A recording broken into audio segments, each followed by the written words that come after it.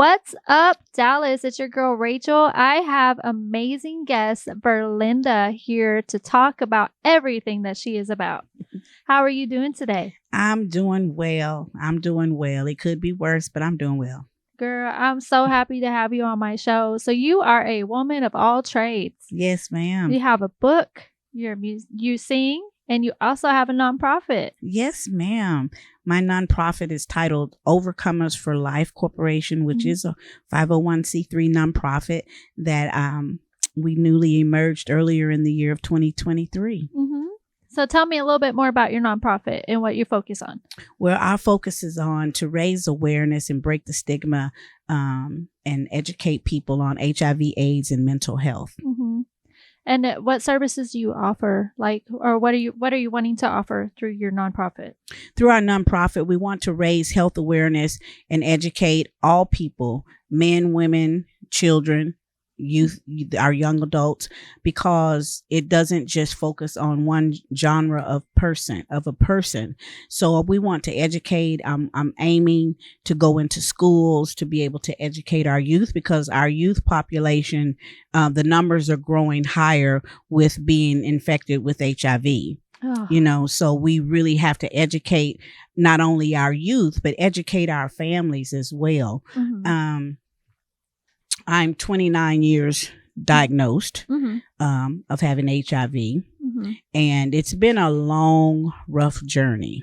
It's been a very long, rough journey. I never came public about it until about 3.5 years ago. Right.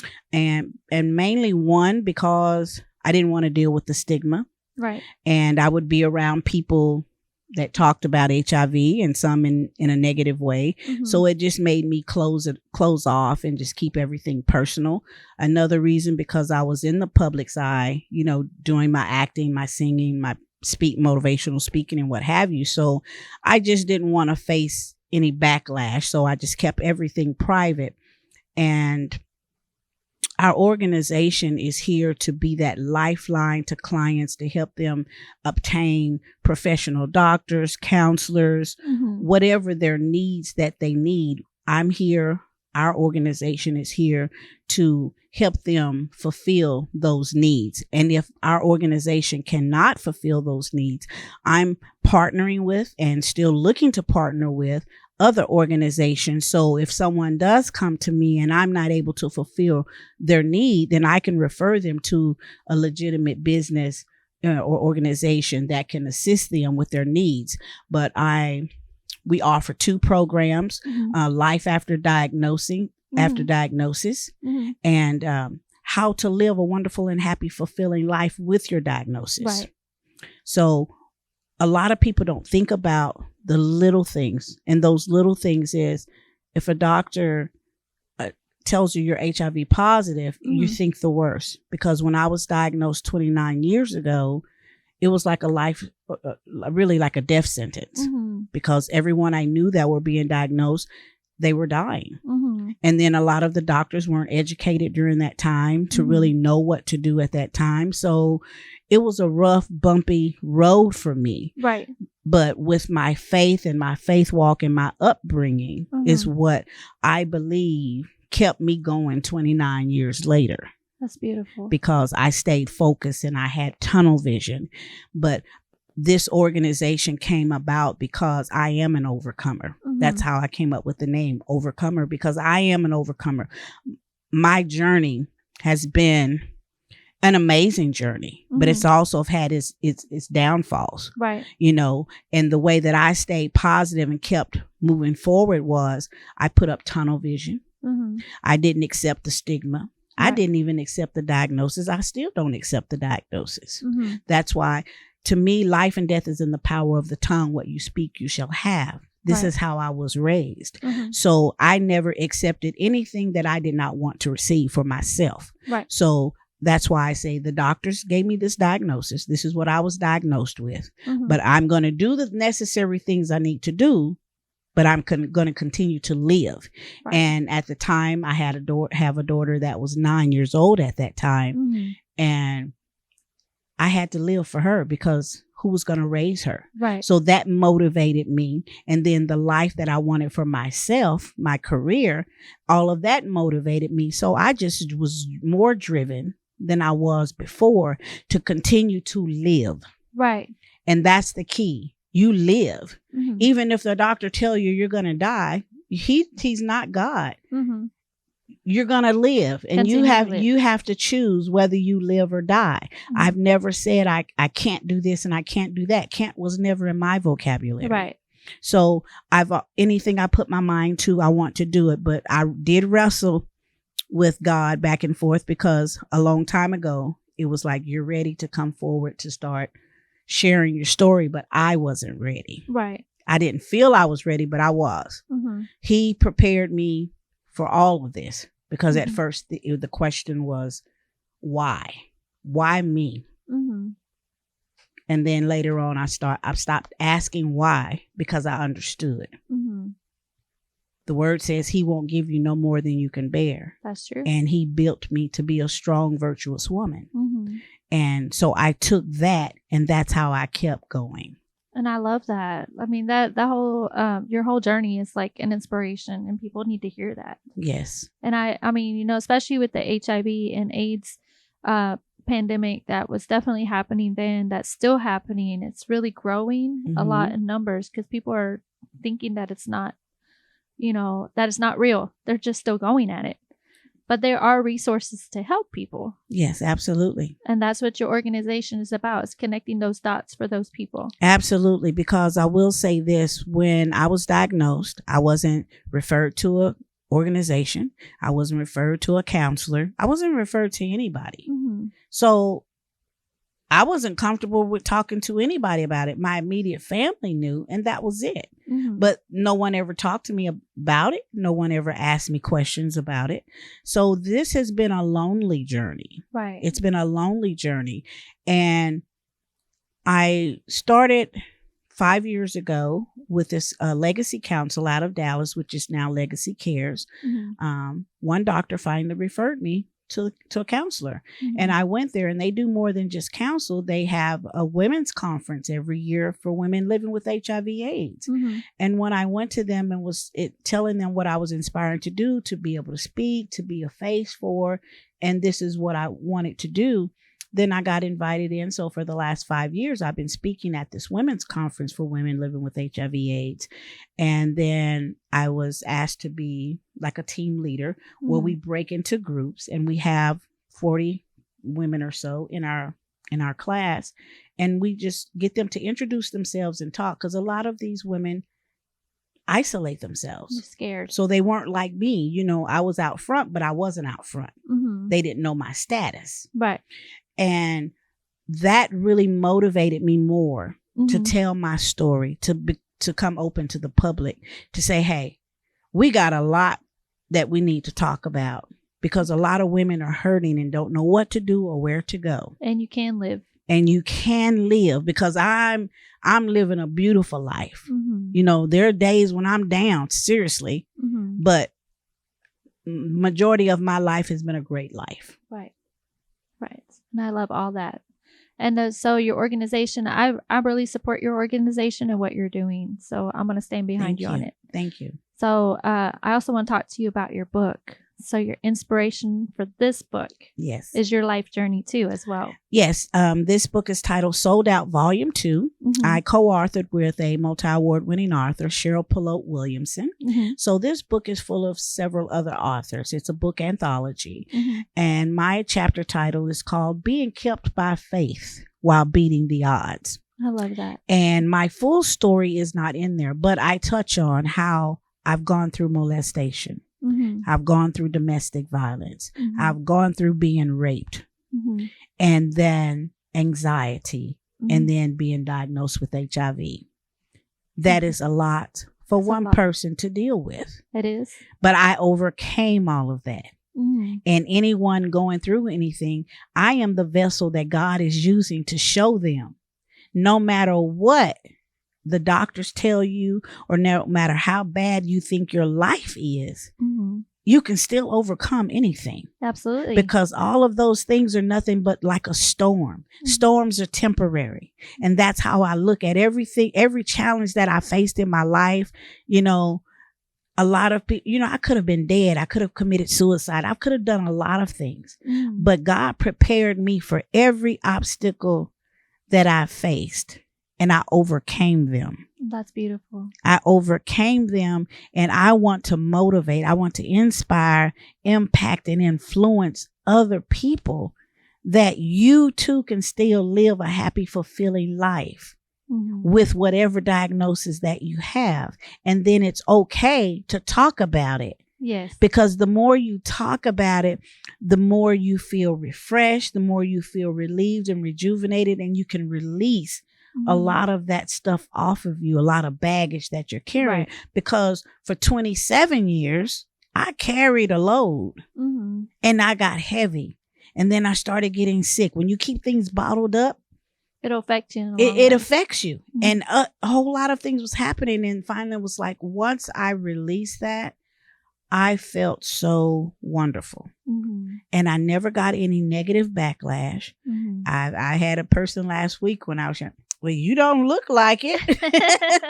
I said, no, I don't look like a lot of things that I've gone through. Right. If you only knew my story. Yes. You know, so I just want people to know we can talk about it. We can have a conversation, you know, talking about all these other things that are not really important. Right. To, I'm speaking radio. You know, I listen to several different radio stations, and I just kind of listen, and I'm like, okay, well, that don't make sense. How is that going to help anybody? But I don't really hear anybody talking about HIV. So we need to get the conversation going more, so people, the world, will be comfortable with discussing it and not trying to isolate people who are infected. Right. And get comfortable with knowing how to tell their families, to talk to their kids. A lot of people I've learned didn't know how to share with their families and to get help. And to get help. So I'm here to be whatever tool God wants to use me in whatever area. That's why I am doing what I'm doing. Well, you're a walking warrior in my eyes. Thank you. And I'm glad to know you. Likewise. Your story is really inspirational to me, because I mean, I don't know very many people that have been experiencing that type of diagnosis, but I know that it's out there. And just hearing your story inspires me to help others in case something happens. I can direct them to the right location and the right organization. And that's very beautiful. And I imagine somebody is definitely going to get something out of this interview with you. I hope so. And we're looking for other organizations to partner with us. You know, it doesn't have to be an organization for HIV/AIDS. It can be a housing. It could be a whole lot of other things. Counselors, you know, to be able to offer your services to some clients that may come in and need that, because I know I needed counseling. But since I wasn't introduced to it or pushed in a direction, my counselor was my Heavenly Father. I talk to him like I'm really talking to you. And I get angry at him. But I got to do this. And you gave me all these gifts and talents. I can sing. I can dance. Why you want to cut my life short? Right. I said, and then I have a daughter? No. I'm not accepting this. And that God to use you. Yes. And I've always asked, use me, Lord, how you see fit. And they say, be specific. I wasn't specific, but I told him to use me, but he saw where my heart was. Right. And I feel that's why I guess I was chosen. You can use that word. You were definitely chosen. Chosen to fulfill this task. You know, they always say that whenever you're going through struggles in life, that God uses your struggle so that people can see God's power in your journey. Yes. And it's always for a purpose. And he's definitely been there. Yes. He's definitely been there. That's beautiful. I love all of that. So I'm very passionate about what you're doing, because I see the impact it's going to make on people. But I do also want to talk about it that you're a singer. Yes, I am. How'd you get started in that? Oh, wow. I was 9 years old, following my great grandmother and my grandmother to church and to their choir rehearsals. And one choir rehearsal, the pianist there asked me, could I sing? And I'm like, I don't know. I was just a little tomboy wanting to turn flips and all this and that. And so she started saying, I'm going to play this song and then I'm going to sing this and you just repeat after me. And then I did that. And all of a sudden, this voice just came out of nowhere. Mm-hmm. And I even shocked and surprised myself. But I was 9 years old. And so instead of putting me in the children's choir, they put me in the young adult choir. Okay. And so I just started, that's how it all began. And I've been loving singing ever since. I sing here, there, everywhere. In the car, in the shower, on stage? Everywhere. And then, in entered beauty pageants. So I was singing in different beauty pageants and what have you. And I just loved imitating and, different artists, the ones that I really loved, and just kind of, then I had to find where my voice was because I was imitating so many other artists. Then I'm like, well, what do I sound like? Right. So it was kind of hard for me to find myself because I was so used to being like singing like Natalie Cole, singing like Diana Ross, Yes. No, let me find me to put me into this. So it's important to find your uniqueness. Yes, my singing career has really paved the way. It's my first passion. Yes. It's paved the way for my journey of the different accomplishments and things that I've done throughout my life. That's beautiful. And you also have an album out, is that right? Yes, in 2013, after touring with the Broadway musical The Color Purple, I got to do a lot of PR work for the production, when we traveled. And then a lot of people would ask me, well, do you have any music? I didn't have any music. And then I got invited to different radio stations, and different churches to come and sing, but I never had any product. So I'm like, shoot, when I finish this, I got to get me some music going. I got to get something. So when the tour was over, I made it a point to get music, find me musicians, and get a producer. Mm-hmm. Sorry, that's this weird phone. To get a producer to help me put together a CD. And I got some original songs. I got permission from the writers of The Color Purple to redo some of the songs at the that we did in the play. So I did God is trying to tell you something, the song titled The Color Purple, and the song titled I'm Here. But the CD title is titled The Best Is Yet to Come, which is an original song that was written by a gentleman in Longview, Texas. And I love that song. So when I heard it talking about the best is yet to come, I know my life, there's a lot of things that is better coming my way. So that was perfect for me. Right. And then just to get, the permission from Stephen Bray, Allie Willis, and Brenda Russell, who wrote the pieces for the production, was just amazing. So it's an inspirational CD, gospel inspirational CD. And also there's another original song on there from a friend of mine out of Seattle, Washington, on there as well. And I will say this CD, after putting on all the different platforms, musical platforms, back in 2017, I got a call from 20th Century Fox that they wanted to use my song in the ABC sitcom Fresh Off the Boat. Oh, nice. And I was like, well, where did these people find me? And then I didn't think it was real. I just thought it was a hoax. And so I sent it to my attorney, and everything was legit. So I got, so we'll do it. See if you can get me a cameo on there, Right. And but they say they already had it scripted out how they wanted it, so I couldn't get a cameo, but that's fine. I still got some nice coins. That's nice. It's not coins. I got a bag. You got a bag. It's a nice little bag. I got a nice little bag for that. But it was really just amazing. My version of God is Trying to Tell You Something was chosen to air on a big national platform like that. That's beautiful. I love all of that. And where can anybody go to find your book, your music, and learn more about you? They can go to my personal website, which is virlindastanton.com, which is spelled V as in Victorious, IRLINDA Stanton, STANTON.com. Mm-hmm. And then also for the nonprofit, they can go to Overcomers with an S, Overcomers for Life, all spelled out, Overcomers for Life, FORLIFE.org. Mm-hmm. Absolutely. Yes. I love that. Well, it's been a pleasure having you on my show.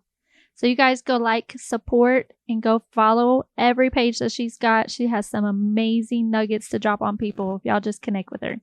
So thank you for your time. Thank you for having me. I'm excited. Yes. I'm looking forward to, the best is yet to come. It is. So I'm looking forward to all that God has in store for me. Yes, I look forward to a follow-up with you. Thank you. What's up, everybody? It's your girl, Rachel. I just wanted to let you know we had the best interview with Virlinda just a little bit ago, and she is doing some positive things with her nonprofit and with her music. So if you would like to do an interview just like the one you just seen, please email me, business@whatsupdallasmagazine.com.